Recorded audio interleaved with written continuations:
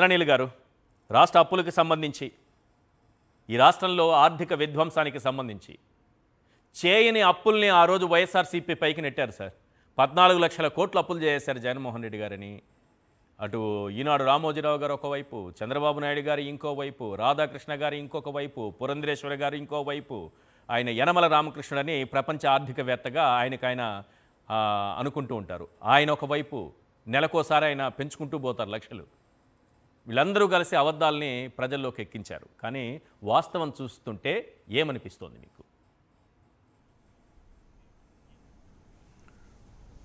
అధికారంలో రావటానికి మాత్రమే వైఎస్ఆర్సీపీ ప్రభుత్వం మీద పదే పదే ఆరోపణలు చేసి ఇన్ని లక్షల కోట్లు అప్పు చేశారు అని చెప్పడం జరిగింది. కానీ దీన్ని కానీ మనం ఒకసారి చెక్ చేసుకుంటే అది ఏ విధంగా రివర్స్ అయింది. ఇప్పుడు ఈ రోజున ఆంధ్రప్రదేశ్ రాష్ట్ర ప్రజల యొక్క అంటే వాళ్ళకి ఎలాంటి ఇబ్బందులు ఎదురవుతున్నాయి చూడండి. రాష్ట్రమేమో వెలిగిపోతుంది, పెట్టుబడులు భారీగా వస్తున్నాయి అంటున్నారు. ఏ విధంగా వస్తాయి సార్? ఆయనే ఏం చెప్తారు చంద్రబాబు గారు, ఖజానా ఖాళీగా ఉంది, చెవిలోకి వచ్చి చెప్పండి సంపద ఎలా సృష్టించాలి అనేది సలహాలు ఇవ్వండి అని అడుగుతున్నారు. ఈ విధంగా మాట్లాడుతూ ఒక పక్కన ఖజానా ఖాళీ అని చెబుతూ కొన్ని లక్షల కోట్లు జరిగిపోయిందని అప్పు. గత ప్రభుత్వంలోనే అప్పట్లో అయితే 14 లక్షలు చెప్పారు. రీసెంట్గా శ్వేతపత్రంలో కూడా ఏంటి, ఇప్పటికి కూడా ప్రజల్ని మభ్యపెట్టి ప్రజల్ని నమ్మించడం కోసం 9 లక్షల కోట్ల పైన అప్పు చేసేసింది అని శ్వేతపత్రాలు కూడా. అంటే శ్వేతపత్రం రిలీజ్ చేయడం ఎంత దుర్మార్గం, తప్పుడు నివేదికతో. సో ఈ విధంగా చూపిస్తే పెట్టుబడిదారులు ఎందుకు వస్తారు అంటే దావోస్ వెళ్తారు.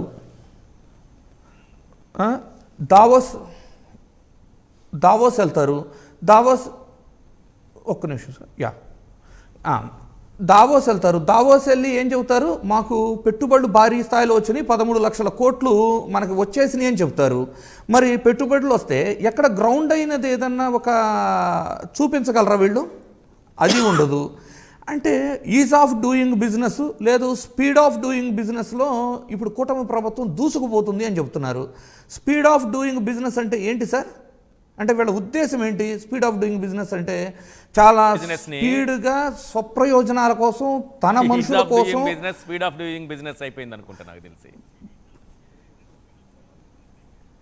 వాళ్ళ ఆస్తులు పెంచుకోవటమే స్పీడ్ ఆఫ్ డూయింగ్ బిజినెస్ లాగా ఉంది సార్. ఇప్పుడు మీరు తిరుమల లడ్డులో తీసుకున్నా వాళ్ళ ఆర్థిక ప్రయోజనాలే, లేదు గీతం ల్యాండ్స్ తీసుకున్నా వాళ్ళ ఆర్థిక ప్రయోజనాలే. మీరు దోచుకుంటుంది ఎవరిని? ప్రజల సంపదనే కదా, ప్రజల ఆస్తినే కదా. అంటే వీళ్ళ అర్థము అంటే ఖజానా ఖాళీతో మాల్స్ కొనేస్తారనమాట. అంటే 0 రూపీతో మాల్స్ కట్టే వాళ్ళకి ల్యాండ్స్ ఫ్రీగా ఇస్తారు. జేబులో చిల్లి గవ లేకుండా వ్యాపారం చేయటం ఎలా అంటే చంద్రబాబు గారిని చూసి నేర్చుకోవాలి అని వస్తున్నారా ఇప్పుడు వ్యాపారవేత్తలు ఏమన్నా మన ఆంధ్రప్రదేశ్కి? అంటే ఆయన చెప్పేది అదే కదా, మన జేబులో రూపాయి లేదు, ఖజానా ఖాళీగా ఉంది, కొన్ని లక్షల కోట్లు అప్పు అయిపోయినాయి. ఇంత చెబుతూ ఇక్కడ మీకు ఆశ్చర్యకరమైన విషయం ఏంటంటే సార్, జిఎస్డిపి పెరిగింది అని చెబుతారు. అంటే జిఎస్డిపి మన రాష్ట్రం యొక్క రెవెన్యూ పెరిగింది అంటారు. మరి రెవెన్యూ పెరిగితే, పర్ క్యాపిటల్ ఇన్కమ్ పెరిగితే, ప్రజల యొక్క పర్చేసింగ్ కెపాసిటీ పెరిగితే ఎందుకు ఈ ప్రజలు ఇంత అధ్వానమైన ఆర్థిక పరిస్థితుల్లో ఉండిపోయారు? దానికి ఆన్సర్ చేయరు. ఒకవేళ మీరు చెప్పినట్టు జిఎస్డిపి పెరిగి రెవెన్యూ పెరిగితే మీరు అప్పులు చేయాల్సిన పరిస్థితి ఎందుకు వస్తుంది? అర్థం కాదు కదా. ఎందుకు మీ ద్రవ్యలోటు ఎందుకు పెరుగుతుంది, రెవెన్యూ లోటు ఎందుకు పెరుగుతుంది? అంటే ఒక రకంగా జిఎస్డిపి స్టాటిస్టిక్సే కదా సార్. రెవెన్యూ ఇంకొక ప్లాన్ ఉండొచ్చేమో. ఇప్పుడు జిఎస్డిపిని పెంచి చూపించడం వల్ల 11% పైన ఎంతో చూపించినట్టున్నారు. దేశం కంటే కూడా ఎక్కువ మన దగ్గరే రేట్ ఎక్కువ ఉంది యావరేజ్ తీసుకుంటే అని. సో తెలుగుదేశం యావరేజే బాగుంది అనుకుందాం దేశంలోనే. నిజమే అయితే మరి అప్పులు తీసుకోవడానికి కూడా ఆస్కారం పెరుగుతుంది కదా. తెలుగుదేశం కాదు,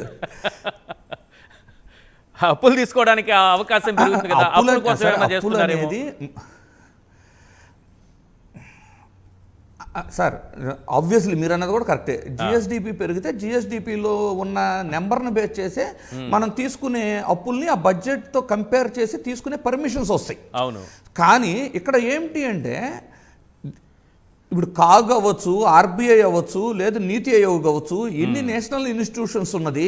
మన ఇష్టానుసారంగా మనం వైట్ పేపర్ అంటే శ్వేతపత్రాలు రిలీజ్ చేసుకొని మనకు నచ్చిన నెంబర్లు రాసుకోవడానికి కాదు కదా. అవును. ఈ రోజున కాగ్ రిలీజ్ చేసిన తర్వాత ద్రవ్య లోటు ఎంత పెరిగిపోయింది, రెవెన్యూ లోటు ఎంత పెరిగిపోయింది అనేది క్లియర్ గా తెలిసిపోయింది కదా. అవును. రెవెన్యూ లోటు అంటే రెవెన్యూ అంటే మన ప్రభుత్వాన్ని అంటే రోడ్లు ఇలాంటివి కాదు సార్, అంటే క్యాపెక్స్ ఎక్స్పెండిచర్ కాకుండా ఎస్ అసలు రెవెన్యూ అంటే మన అడ్మినిస్ట్రేటివ్ శాలరీస్ ఇవి రన్ చేయటానికి కూడా మన ప్రభుత్వ ఆదాయం సరిపోవటం లేదు అనే స్థాయిలో రాష్ట్రం ఉండి వీళ్ళు శ్వేతపత్రాలు రిలీజ్ చేసుకొని GSDP పెరిగిపోయిందని ఇన్వెస్టర్స్ ని కరెక్ట్ అది సార్ అంటే అంత అంత దౌర్భాగ్యమైన పరిస్థితుల్లోకి రాష్ట్రాన్ని తీసుకెళ్ళిపోయి వీళ్ళు చెప్పేది ఎలా ఉంది అంటే జిఎస్డిపి పెంచుకుంటే అప్పులు చేయొచ్చు, జిఎస్డిపి పెంచుకుంటే అది చూసన్న ఇన్వెస్టర్స్ ఇక్కడ ఇన్వెస్ట్ చేయడానికి వస్తారు అనేది. సార్ ఎవరైనా ఒక ప్రైవేట్ ఇన్వెస్టర్ లేదు ఒక ఎంటర్ప్రెన్యూర్ ఏదైనా ఒక రాష్ట్రంలో ఇన్వెస్ట్ చేయాలి అంటే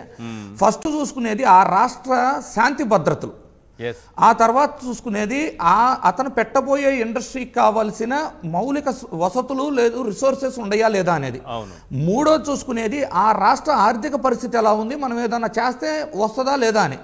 సార్ నేను చాలామంది కాంట్రాక్టర్లతో మాట్లాడితే ఏం చెబుతున్నారు అంటే ఆంధ్రప్రదేశ్లో వర్క్ చేసినా కూడా బిల్లులు వస్తాయో లేదో అనే భయానికి మేము వేరే రాష్ట్రాల్లో వర్కులు చేసుకుంటున్నాం సార్ అని చెప్పేవాళ్ళు చాలా ఎక్కువ మంది కనబడుతున్నారు నాకు. మీకు ఫిబ్రవరిలో రాజ్యసభలో అంతర్రాష్ట్ర వలసలు 37 లక్షల మంది వెళ్ళిపోయారు అన్నారు. ఇక్కడ నిజంగా పర్ క్యాపిటల్ ఇన్కమ్ పెరిగి రాష్ట్ర ప్రజలకి ఆర్థికంగా లేదు కొనుగోలు శక్తి పెరుగుంటే ఇక్కడ వసతులు లేదు జాబులు ఏడు వచ్చి ఉంటే ఉపాధి ఎందుకు వెళ్ళిపోతారు సార్ అంతర్రాష్ట్ర వలసలు? వేరే రాష్ట్రాలకు ఉపాధి కోసం పొట్టగుట్టి కోసం 37 లక్షల మంది వెళ్ళిపోవాల్సిన అవసరం ఏమొచ్చింది? అంటే వీళ్ళు చెప్పే దాంట్లోనే వాళ్ళ ఫెయిల్యూర్స్ వాళ్ళు ఏం చెప్తున్నారు అనేది క్లారిటీ కూడా లేకుండా ప్రజలని అంటే అవివేకులుగా భావిస్తూ మనం ఏం చెప్పినా నమ్ముతారు. అంటే నిన్నటి రోజున చెబుతారు మా దగ్గర డబ్బులు లేవు ఖజానా ఖాళీ అని, ఈ రోజు చెబుతారు పెట్టుబడులు 13 లక్షలు వచ్చినాయి అని, రేపు ఉదయం చెబుతారు 9 లక్షల కోట్లు అప్పు చేశారు అని, ఆ నెక్స్ట్ డే చెబుతారు ఆ చేసిన అప్పులు కడతానికి కూడా మా దగ్గర డబ్బులు లేవని. ఇన్ని చెప్తూ మళ్ళీ రాష్ట్రానికి ఆదాయ వనరులుగా ఉన్న వాటినన్నిటినీ కూడా వాళ్ళ సొంత జేబుల్లోకి మళ్లించుకోవటం. అంటే ఇసుక మీద ఆదాయం వచ్చిద్దా? ప్రభుత్వానికి వద్దు. ప్రభుత్వానికి ఎందుకు రావాలి ఆదాయం? వైన్స్ మీద వస్తుందా? వద్దు. లిక్కర్ మీద ఎందుకు రావాలి ప్రభుత్వానికి ఆదాయం? భూములు ప్రైవేట్ వాళ్ళకి అమ్మితే ఆదాయం వస్తుందా? ఎందుకు రావాలి ప్రభుత్వానికి? వస్తే ఇస్తే మనకు రావాలి, ప్రభుత్వానికి ఎందుకు రావాలి? స్పీడ్ ఆఫ్ డూయింగ్ బిజినెస్ అంటే అది మనం తయారు చేసుకోవాలి కానీ ప్రభుత్వానికి ప్రజలకు ఎందుకు న్యాయం జరగాలి?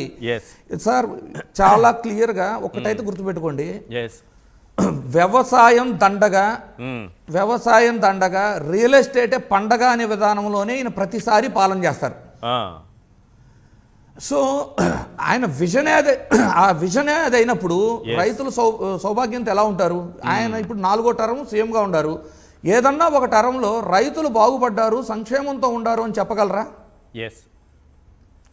సో మీరు ప్రభుత్వ ఉద్యోగులను తీసుకున్నా ఆయన ఇప్పుడు 4 సార్లు తీసాను సార్, 3 సార్లు అయితే ఆయన మేనిఫెస్టో ఇచ్చి అధికారంలోకి వచ్చారు.